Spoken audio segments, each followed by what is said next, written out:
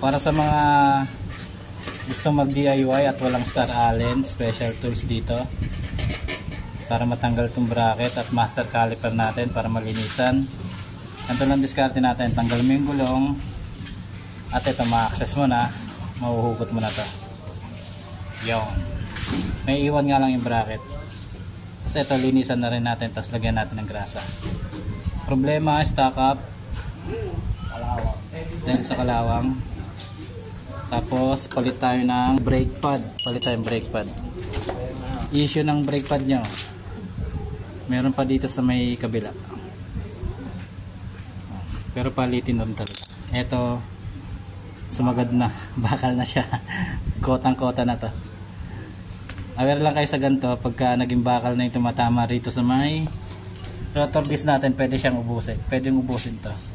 Mas mahal yung rotor disc kaysa brake pad, kaya maging aware kayo. Pag gantong kondisyon ng brake pad nyo, dito meron pa at ito boost na, ibig sabihin ang hindi nagpa-function ng maigi, itong piston natin, hindi na siya bumabalik, nag-i-stack up na siya pag nagpe-press tayo ng preno. Kaya kailangan natin linisin, kailangan natin ng maintenance. Ito kailangan natin linisin yung piston, ito kasi nag-i-stack up. Tapos dito maglalagay tayo mamaya ng grasa, itong dalawa na to, para mapalabas natin yung piston ng caliper, kasi hindi natin kayang persahin yan kung wala tayong puller. Ang gawin natin, press lang natin yung lever. Ay, press nga kaya. Press natin yung lever, yan, para lumabas. Malinis natin yung pinaka sagad. Opya. Pag di kayo magpapalit ng brake fluid, okay na yung ganito. Linisin lang natin paikot hanggang dito sa ilalim, dito sa ilalim, para maging smooth ulit yung play ng piston. Kasi ito yung mga cause nyan, dumi na yan, yan yung umiipit dun sa loob, kaya minsan di na bumabalik yung piston natin. Play. Ayun na, malinis na siya. Sigurado naman smooth na to, smooth ang labas pasok na ng piston natin. Assemble na lang natin.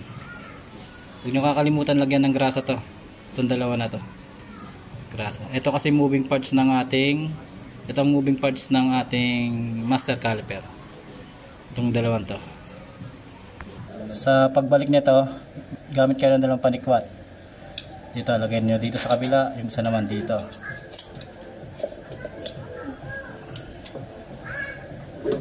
Yan, sukutin nyo lang papasok. Make sure lang na naka-open to para hindi lumalaban. Push mo lang. Dahan-dahan lang para hindi tumalsik yung brake fluid dun sa caliper, master caliper.